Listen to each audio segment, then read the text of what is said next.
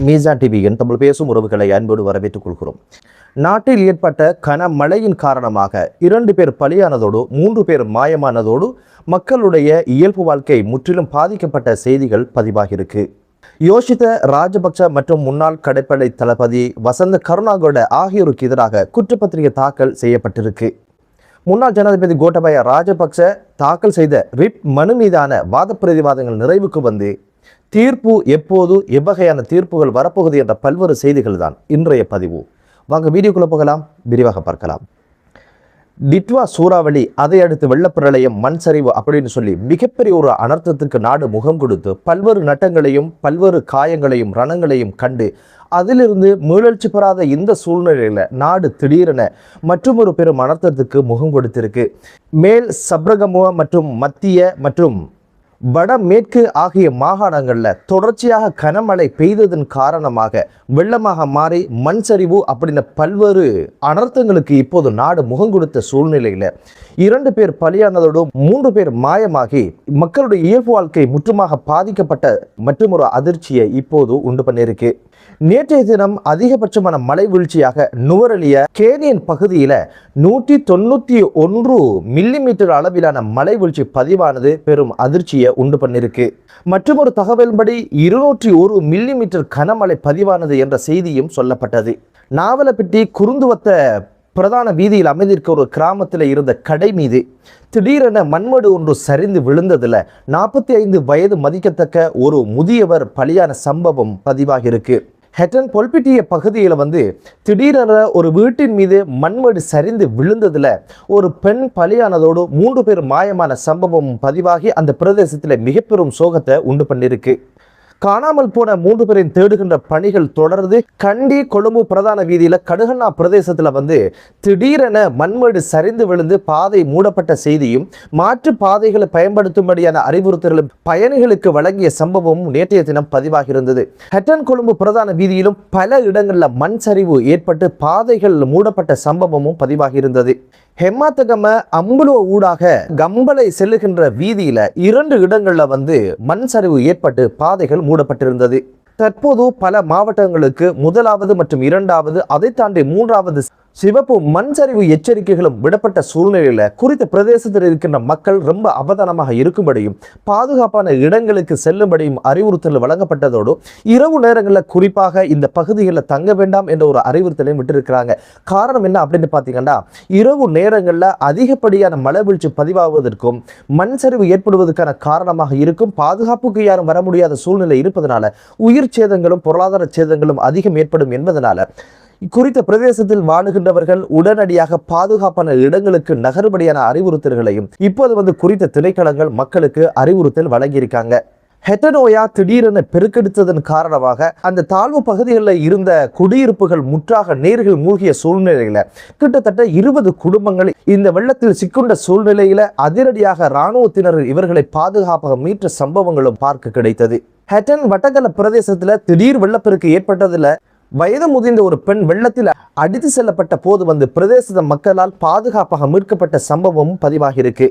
தற்போது மகாவலி கங்கை பெருக்கெடுத்ததன் காரணமாக மகாவலி கங்கையை ஒட்டி தாழ்நிலை பிரதேசத்தில் வாழுகின்ற மக்களுக்கு பாரிய அளவிலான வெள்ளப்பெருக்கு ஏற்படுவதற்கான அபாயம் இருப்பதனால குறித்த பிரதேசத்தில் இருக்கின்ற மக்கள் பாதுகாப்பாகவும் அவதானமாகவும் இருக்கும்படி கேட்டுக்கொள்ளப்பட்டிருக்கின்றாங்க. 30 பயணிகளோடு சென்ற இலங்கை போக்குவரத்து சபைக்கு சொந்தமான பஸ் வண்டி நாவலப்பட்டி அம்பகமுவ பிரதேசத்தில் தான் வெள்ளப்பிரளயத்தில் சிக்குண்டது. இந்த ஒரு விஷயத்தை கண்டுகொண்ட இளைஞர்கள் துணிவோடு தமது உயிர்களை பணைய வைத்து தமது வாகனங்களை அந்த வெள்ளப்பிரளயத்துக்குள்ள செலுத்தி அங்கிருந்த பயணிகளுக்கு ஆறுதல் சொல்லி 30 பயணிகளையும் பத்திரமாக மீட்டு கரையேற்றியதோடு குறித்த பஸ் வண்டியும் வெள்ளத்தில் இருந்து காப்பாற்றிய சம்பவம் பெரிதும் பேசப்பட்டது.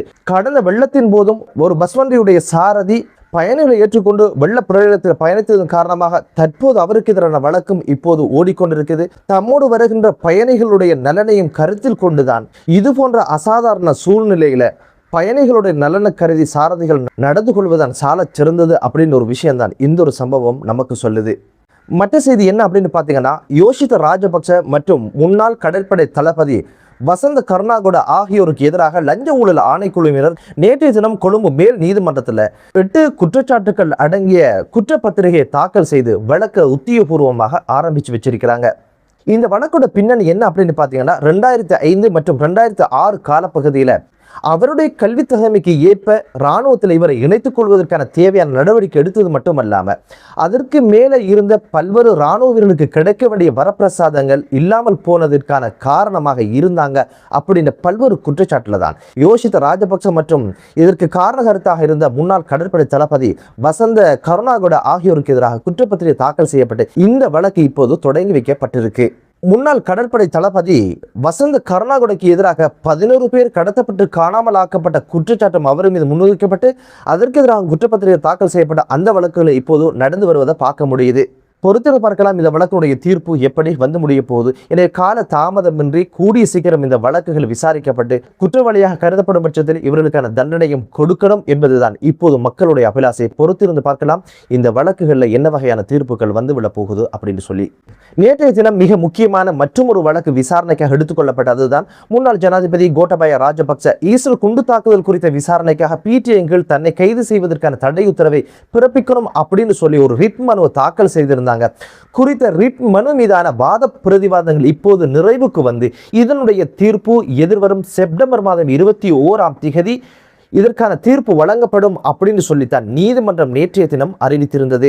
சட்டம் அதிபர் திணைக்களத்தினுடைய வாதம் என்ன அப்படின்னு பார்த்தீங்கன்னா குறித்த மனுவை தள்ளுபடி செய்ய வேண்டும், அதில் எந்த நியாயமும் கிடையாது என்ற வாதத்தை தான் அவங்க முன்வைச்சாங்க. கோட்டபாய ராஜபக்ச தரப்புல முன்னிலையான சட்டத்தரணிகளுடைய வாதம் என்ன அப்படின்னு பார்த்தீங்கன்னா பிடிஐ கீழ் தனது கட்சிக்காரரை கைது செய்வதற்கான தடை உத்தரவு பிறப்பிக்கணும், வெளிநாட்டு பயண தடையும் அவருக்கு விதிக்கப்பட்டிருக்கு, நீதிமன்றத்துக்கு கடந்த காலங்களில் வந்து சென்றிருக்கிறாரு, தேசபந்து தென்னக்கோன் போன்று தலைமறைவாக அவர் வாழல என்ற பல்வேறு விஷயங்களை எடுத்துக்காட்டி பிடிஐ கோட்டபாய ராஜபக்ச அவங்க கைது செய்யப்படுவது தடுவதற்கான இடைக்கால உத்தரவை பிறப்பிக்கணும் அப்படின்ற வாதங்களை தான் அவங்க முன்வைச்சாங்க. இருதரப்பு வாதங்களையும் பரிசீலனைக்கு உட்படுத்திய நீதிபதி குலாம் செப்டம்பர் 21ஆம் தேதிக்கு தான் இதனுடைய தீர்ப்பு வழங்கப்படும் அப்படின்னு ஒரு விஷயத்தை சொல்லியிருக்கிறாங்க. தற்போதைய சட்ட நிலை என்ன அப்படின்னு பார்த்தீங்கன்னா செப்டம்பர் 21ஆம் தேதி வரைக்கும் கோட்டபாய ராஜபக்சேயை கைது செய்வதற்காக எந்த ஒரு தடை உத்தரவையும் நீதிமன்றம் பிறப்பிக்கல. எனவே இதன் அடிப்படையில் சிஐடியினர் மேற்கொள்கின்ற விசாரணையில் கோட்டபாய ராஜபக்சேயை கைது செய்வதற்கான போதிய சான்றுகள் இருந்தால் நிச்சயமாக கோட்டபாய ராஜபக்சே கைது செய்யப்படுவதற்கான வாய்ப்புகள் அதிகம் அப்படின்னு ஒரு விஷயம் சொல்றாங்க. என்றாலும் மேன்முறையீட்டு நீதிமன்றத்தில் ஒரு தீர்ப்பு வர இருப்பதன் காரணமாக அந்த ஒரு தீர்ப்பு எப்படி வரப்போகுது அப்படின்ற ஒரு விஷயத்தை எதிர்பார்த்து கைது செய்யப்படாமல் இருப்பதற்கான வாய்ப்புகளும் இருக்கு அப்படின்ற ஒரு விஷயமும் சொல்லப்படுது. என்னதான் இருந்தாலும் கோட்டபாய ராஜபக்சேக்கு எதிராக சாட்சி சொல்ல வேண்டிய ஒரே ஒரு நபர் யார் அப்படின்னு பார்த்தீங்கன்னா சுரேஷ் சலே. இப்போது சுரேஷ் சலே வைத்தியசாலையில் மிகப்பெரிய நோய் நிபுணத்தோடு இருப்பதான செய்திகள் தான் இப்போது கோட்டபாய ராஜபக்சேக்கு மிகப்பெரிய ஒரு ஆறுதலான செய்தியாக இருக்கும்.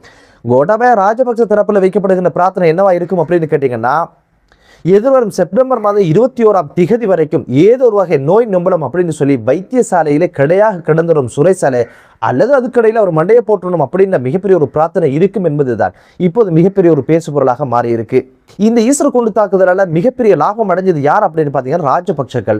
ஏன்னா ராஜபக்சக்கள்ல கோட்டபாய ராஜபக்சேயோட தான் மிக நெருக்கமாக இருந்தவர் சுரேஷ் சலே. சுரேஷ் சலேக்கு ஆட்சி தேவைப்பட்டது கிடையாது, ஆனால் கோட்டபாய ராஜபக்ச அவங்களை ஆட்சிக்கு கொண்டு வரணும் என்ற தேவை இருந்தது என்பது அனைவருக்கும் தெரிஞ்ச ஒரு விஷயம் தான். அப்படியாக இருந்தால் கோட்டபாய ராஜபக்சேக்கும் ஈஸ்வர குண்டு தாக்குதலுக்கும் எவ்வகையான தொடர்பு இருந்தது என்ற ஒரு விஷயத்தை சொல்ல வேண்டிய ஒரு நபர் சுரேஷ் சலே தான். செப்டம்பர் 21ஆம் தேதி எவ்வகையான தீர்ப்பு நீதிமன்றம் வழங்க போகுது, கோட்டபாய ராஜபக்ச கைது செய்யப்படுவாரா இல்லையா என்ற ஒரு விஷயத்துல காலம்தான் பதில் சொல்லும். பொறுத்திருந்து பார்க்கலாம். இயற்கை அனர்த்தங்களிலிருந்து நாடு மீளெழுச்சி பெறட்டும் என்ற பிரார்த்தனையோடு லஞ்சம் இல்லாத ஊழல் இல்லாத ஒரு தேசம் உருவாகட்டும் என்ற வளமையான பிரார்த்தனையோடு மற்றொரு காணொலியில் உங்கள் அனைவரையும் சந்திக்கும் வரை விடைபெறுகிறேன். நன்றி.